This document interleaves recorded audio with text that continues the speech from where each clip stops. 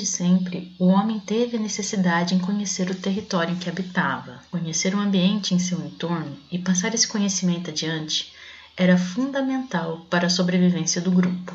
Representar o espaço de forma gráfica veio antes mesmo da escrita, por meio da arte rupestre, em que pôde-se constatar alguma dessas representações datadas com cerca de 40.000 a.C. O mapa considerado mais antigo é o mapa de Gassur. Gassur é o nome dado a uma cidade que existiu na região de Babilônia, onde hoje é o Iraque.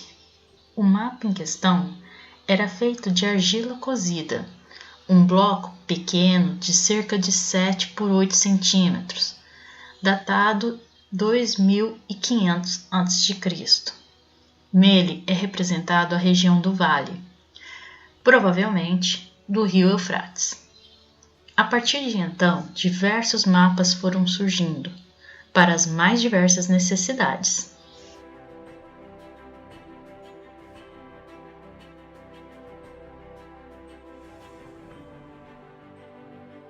E o geoprocessamento? Onde entra nisso? O geoprocessamento está relacionado a toda tecnologia aplicada, seja a coleta ou ao processamento de dados geográficos, para que assim se gere a geoinformação, como por exemplo por meio de mapas. Como a base são dados geográficos, obviamente tudo está vinculado então à distribuição espacial de fenômenos e informações. Isso significa que existe uma necessidade de responder basicamente a 3 perguntas: o que acontece? Quando acontece? E principalmente, onde acontece?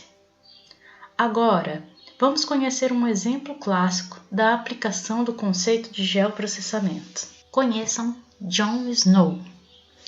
John Snow foi um médico inglês. Nasceu em 1813 e foi o primeiro de 9 filhos do casal William e Frances Snow. Em 1836, começou a cursar medicina na Hunterian School, em Londres.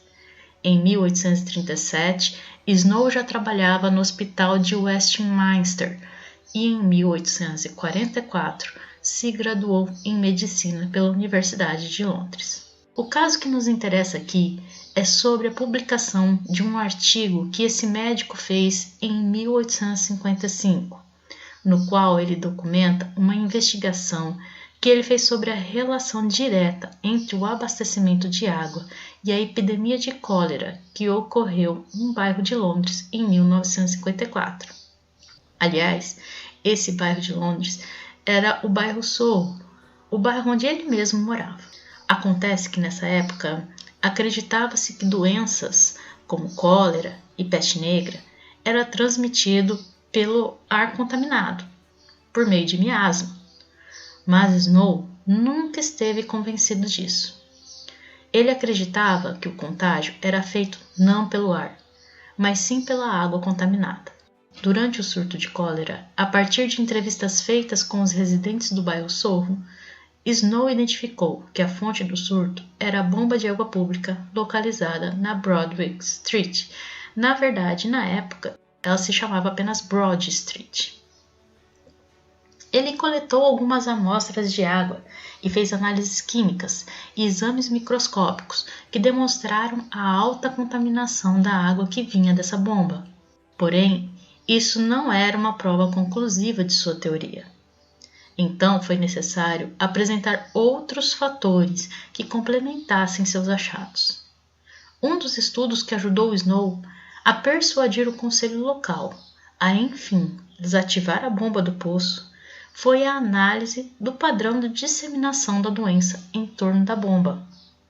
Aqui é onde entra o que podemos considerar um processamento de dados geográficos, que gera então uma geoinformação, ou seja, o princípio do geoprocessamento.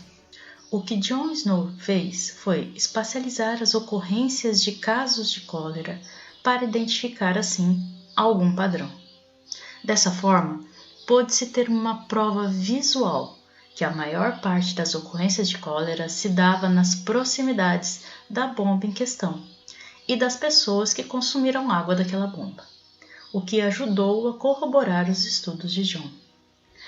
Então, apesar de não ter usado nenhuma tecnologia avançada, já que estamos falando de meados do século XIX, John Snow fez os passos que hoje fazemos quando estamos trabalhando com o geoprocessamento.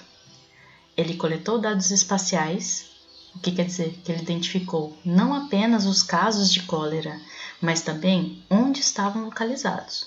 Então ele tinha uma localização de cada caso, um XY. Ele distribuiu esses dados coletados, usando como base, no caso, o mapa da cidade, especificamente do bairro estudado. Ele representou esses dados, utilizando uma forma de barra para poder verificar os locais de maior e menor ocorrência. Ele representou também a localização da bomba d'água, que estava sendo estudada e que, na teoria dele, poderia ser o vetor da doença. Por fim, ele fez uma análise de padrão espacial, onde ele pôde verificar com grande facilidade, depois de todos os dados representados espacialmente, a correlação entre a proximidade à bomba d'água e o número de casos. E essa foi a informação obtida dessa análise, o que chamamos de geoinformação. Vamos dar uma olhada na definição do que é geoprocessamento. De acordo com Davis e Cameron, o termo geoprocessamento denota a disciplina do conhecimento que utiliza técnicas matemáticas e computacionais para o tratamento da informação geográfica e vem influenciando de maneira crescente as áreas de cartografia, análise de recursos naturais, transportes, comunicação, energia e planejamento urbano e regional. Uma outra definição, essa dada pelo INPE, que é o Instituto Nacional de Pesquisas Espaciais, descreve geoprocessamento como conjunto de tecnologias voltadas à coleta e tratamento de informações espaciais para um objetivo específico. As atividades envolvendo o geoprocessamento são executadas por sistemas específicos, mais comumente chamados de Sistemas de Informação Geográfico, o SIG. Vamos pensar um pouco nessas duas definições. Gilberto Câmara e Clodovil Davis descrevem a definição do termo geoprocessamento, ou seja, quando é que o nome geoprocessamento é utilizado. E de acordo com eles, esse termo é utilizado quando temos informações geográficas que vão ser tratadas por meio de processos que aliam computação e matemática.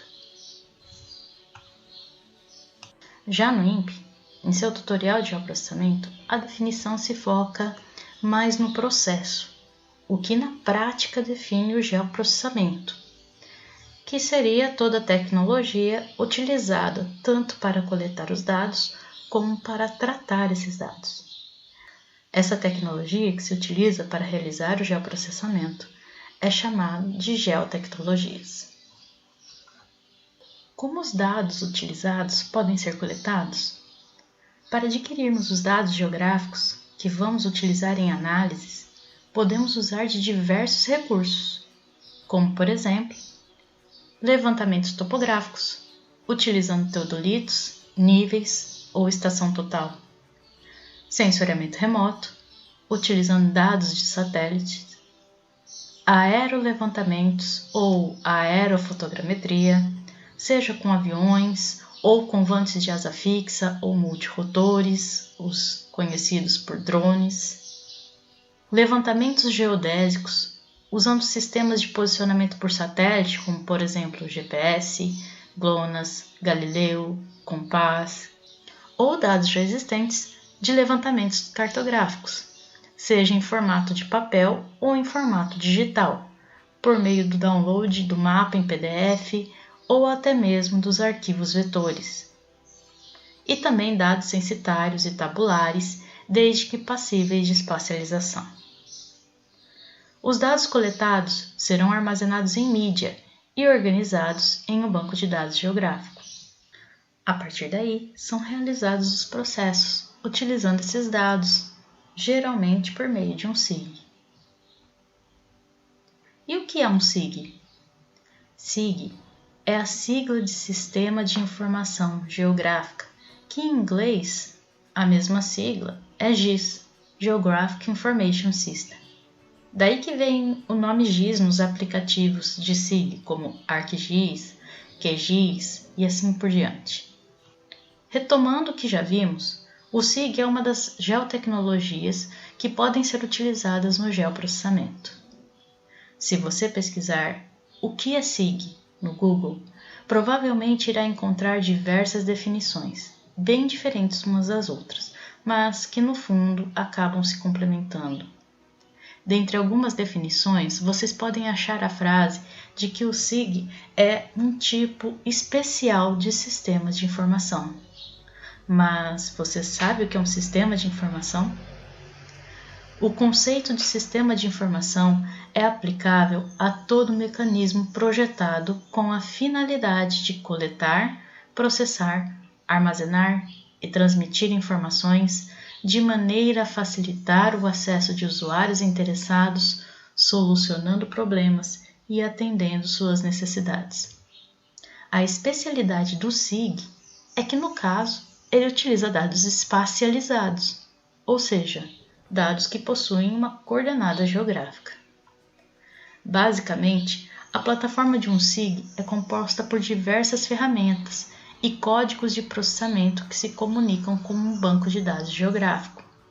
Sendo assim, haverão ferramentais específicos para gerenciamento do banco de dados, outros para aplicações específicas dos dados, outros para realizar processamentos diversos, ainda outros para permitir a geração de mapas. Tudo isso reunido em uma interface gráfica que facilita a sua utilização.